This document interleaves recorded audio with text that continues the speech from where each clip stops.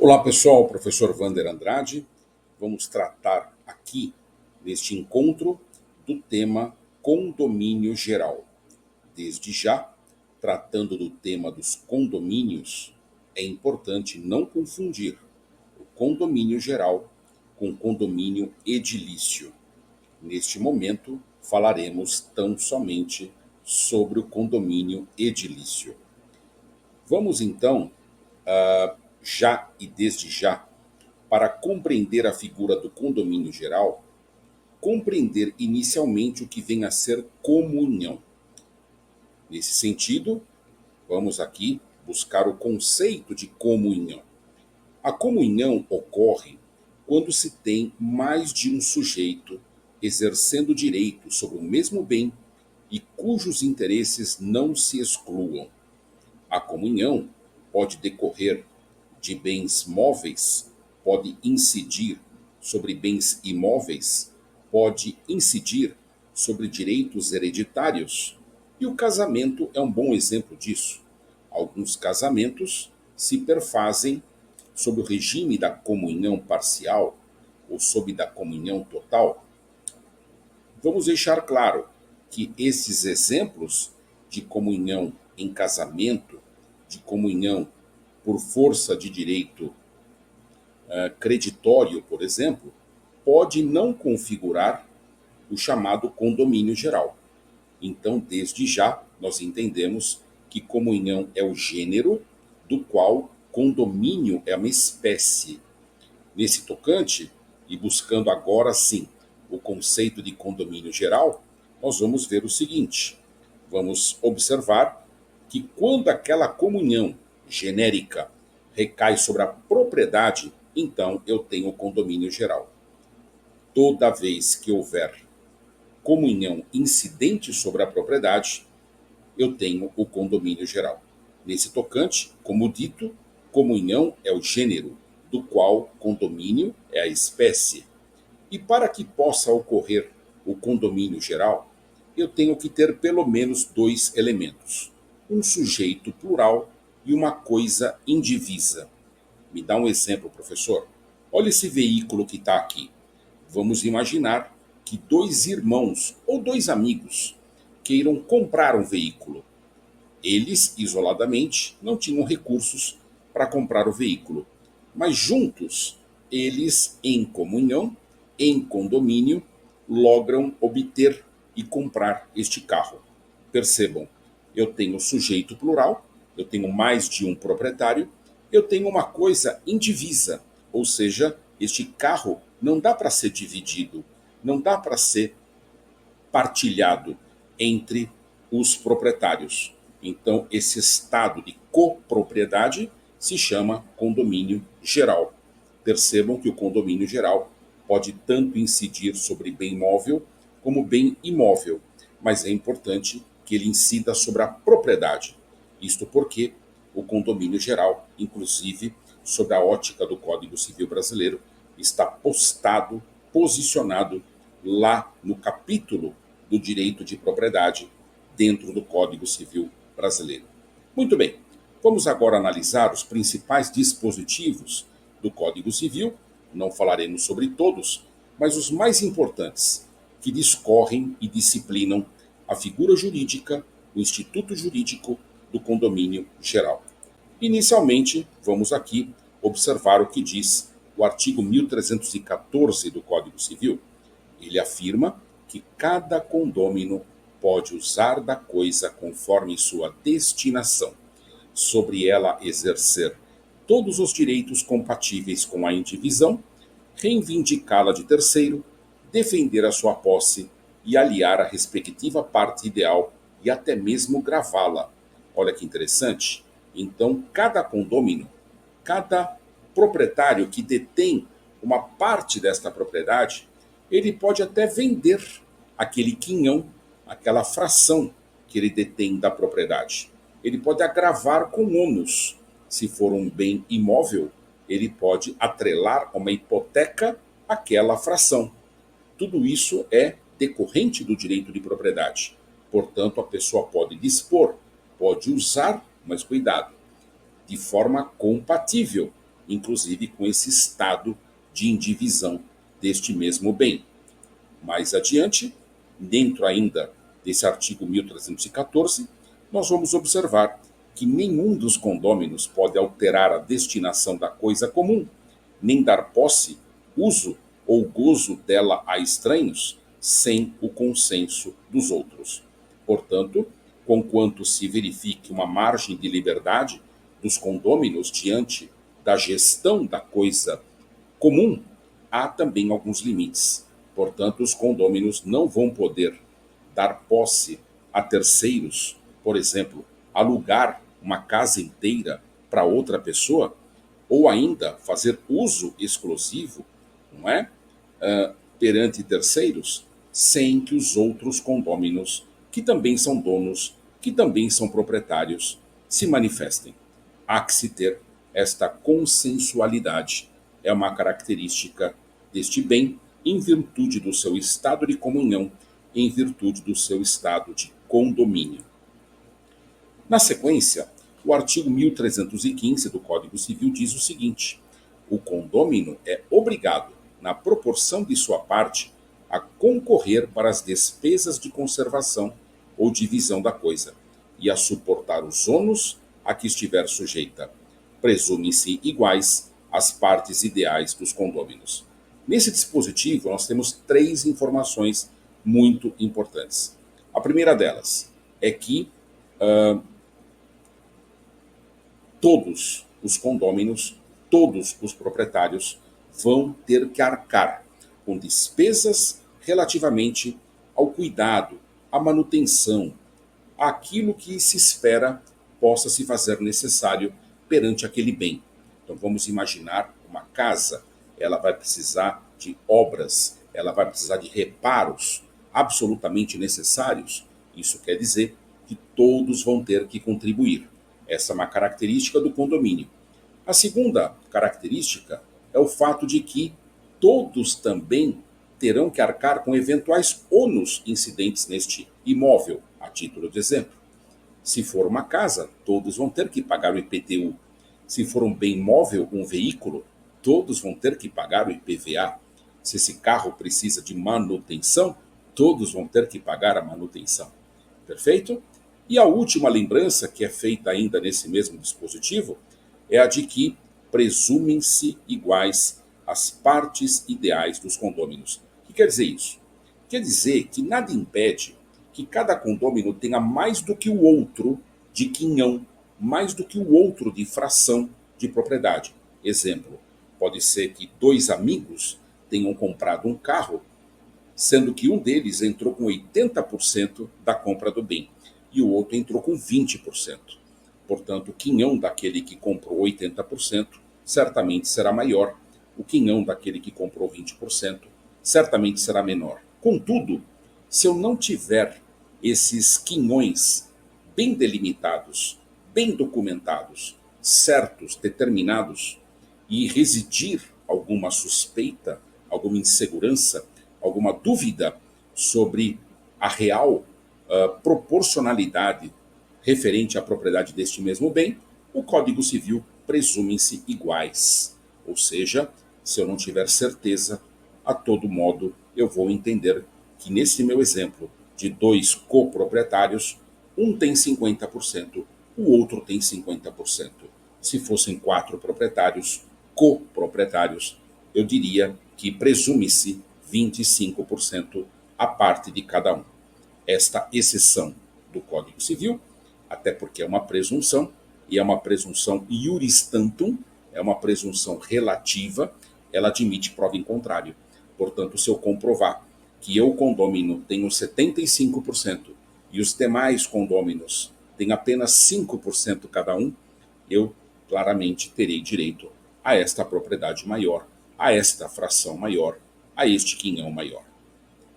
Seguindo, portanto, as disposições do Código Civil, no artigo 1316 nós lemos: pode o condômino eximir-se do pagamento das despesas e dívidas renunciando à parte ideal.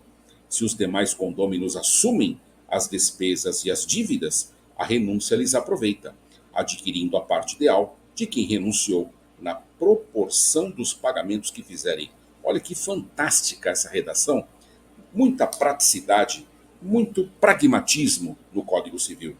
O que está sendo dito? Está sendo dito o seguinte, que se eu sou condômino e eu não arco com aquele meu dever de manter o imóvel, de arcar com as despesas deste imóvel, eu posso estar renunciando tacitamente. Eu posso fazer uma renúncia expressa. Olha, não quero mais o bem, fica para vocês, vocês que paguem aí, faço isso por escrito, expressamente. Mas eu posso fazer uma renúncia tácita, uma renúncia implícita. Basta que eu deixe de pagar aquelas despesas e os demais coproprietários comecem a pagar essas mesmas despesas. Se porventura o somatório das despesas dos demais coproprietários naquilo que eles estão pagando a minha parte, que era meu dever, chega a igualar-se ao meu próprio quinhão, vale dizer que eu renunciei da propriedade, vale dizer que a minha fração, a minha parte nessa propriedade, está sendo adquirida por aqueles condôminos que estão pagando aquilo que me era devido. Perfeito? Então, um caráter muito prático aqui do Código Civil Brasileiro, tratando do direito de renúncia, que pode ser expresso e que pode ser tácito também. Sequencialmente, nós vemos aqui uma outra disposição do artigo 1320, que diz o seguinte: a todo tempo será lícito ao condômino exigir a divisão da coisa comum, respondendo o quinhão de cada um pela sua parte nas despesas da divisão. Podem os condôminos acordar que fique indivisa a coisa comum por prazo não maior a 5 anos, suscetível de prorrogação ulterior. Então temos aqui também, mais uma vez, 3 comandos nesta norma jurídica. A primeira delas, a primeira leitura que se faz é a seguinte: a qualquer momento, qualquer condômino pode requerer que a coisa, por exemplo, seja vendida, que a coisa seja alienada, que a coisa seja transferida, até porque estamos falando de uma coisa indivisa, uma coisa indivisível. Então, este é um direito do coproprietário fazer com que ocorra esta alienação. Mas também é um direito dos coproprietários fazer com que esse estado de indivisão se prolongue, perdure no tempo. E o parâmetro que o Código Civil apresenta é o de 5 anos. Mesmo este parâmetro de 5 anos poderá ser prorrogado, e nesse tocante o Código Civil nada diz a respeito. Por força do princípio da razoabilidade, nós entendemos que essa prorrogação não deve ultrapassar mais do que novos 5 anos, haja vista que o próprio Código Civil já parametrizou aquilo que ele entendeu como limite, os tais 5 anos. Uma eventual prorrogação, na nossa leitura, teria que também ter um limite de pelo menos mais 5 anos. Claro que aqui estamos discutindo possibilidades. E claro que estamos nos valendo dos princípios jurídicos para colmatar a lacuna jurídica. Isto porque, no processo de preenchimento da lacuna legal, nós temos que nos valer dos instrumentos indicados pela LINDB, pela Lei de Introdução das Normas do Direito Brasileiro. Ali diz que eu devo me valer dos costumes, da analogia, da equidade e dos princípios gerais de direito. E eu estou evocando o princípio da razoabilidade, o princípio da proporcionalidade, para que eu possa aferir, já que o legislador não disse, o prazo máximo para determinação do estado de indivisão deste mesmo bem. Para terminar, temos aqui um comentário a fazer sobre o próximo dispositivo do Código Civil. Estamos nos referindo ainda à última parte do artigo 1320 do Código Civil. Nós dissemos lá, não poderá exceder de 5 anos a indivisão estabelecida pelo doador ou pelo testador. Olha que interessante. Aqui estamos tratando de um tipo específico de indivisão. Um estado de indivisão que foi gerado por um ou outro fator, ou pela doação ou pelo testamento. O que quer dizer isso? Quer dizer que o doador, como ato jurídico e como ato de sua manifestação de vontade, ele pode em vida, doar um bem para determinadas pessoas. Imagine, por exemplo, um amigo que queira doar para outros 4 amigos um veículo. Então, neste tocante, a lei diz que esse estado de indivisão é de 5 anos, no caso de doação. No entanto, existe um outro tipo, um outro instrumento de transferência da propriedade, que é o testamento. O testamento, ele é aquele ato de manifestação de vontade por meio do qual uma pessoa em vida define os critérios pelo qual, quando chegar a sucessão, por ocasião do seu falecimento, haverá distribuição daqueles bens. É bem verdade que esse testamento encontra limites legais, por exemplo, na legítima, ele vai ter que somente testar e dispor sobre a parte disponível da herança. A herança pode ter uma parte indisponível, a chamada legítima. Mas na parte disponível, ele pode conferir a outras pessoas em caráter de condomínio. Então, eu vou falecer, eu vou deixar para meus filhos, em estado de condomínio, um imóvel que eu tenho. Eu vou deixar para 4 filhos o mesmo imóvel. Vou fazer isso no testamento. Isso quer dizer que esse estado de indivisão, seja por força da doação, seja por força do testamento, tem um limite legal de 5 anos. Reparem que em situações outras, que não a doação e que não o testamento, tem a parametrização dos 5 anos com a possibilidade de prorrogação. Neste caso, o Código Civil nada disse, no caso de doação, no caso do testamento, a respeito de prorrogação. Portanto, nessas hipóteses, o prazo deve ser do quinquídio, ou seja, dos 5 anos, considerados assim, cada ano um apontamento da totalidade do encontro desses 5 períodos. Ainda nesse mesmo dispositivo, nós lemos aqui: a requerimento de qualquer interessado, e se graves razões o aconselharem, pode o juiz determinar a divisão da coisa comum antes do prazo. Quer dizer, aquele prazo previsto em lei pode ser mitigado. Aquele prazo de 5 anos previsto no Código Civil pode ser reduzido, caso o juiz, uma vez provocado, porque o judiciário não pode agir de ofício, ele tem o princípio da inércia e ele só vai agir mediante provocação.